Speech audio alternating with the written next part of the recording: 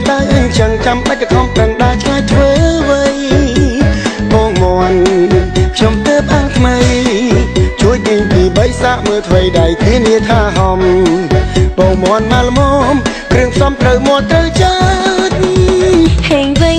រកអុកបាចង់ក្រាញ់យ៉ាងបងពូអស់ស្ទាំងឡើងឈ្ងុយគ្រាន់តែដើរចិត្តចាំខ្ញុំជួយទិញឲ្យតែឆ្ងាញ់ដោយអត់ពិតខ្ញុំនេះចូលចិត្តបងនៅសាច់ណែនណែនធំបងមន់ម្ដុំដាក់ពេញមាត់ស្រួលញ៉ាំបងមន់អាំងខ្ញុំនេះសាច់ណែនពីសេសាក់លក់មកចានេះឆ្ងាញ់ចាំទិញញ៉ាំបងខ្ញុំគ្មានគីមីថ្នាំដាក់ចូលមាត់ខាំរសជាតិមិនសាំធានាមានជាតិបើចង់ញ៉ាំទៀត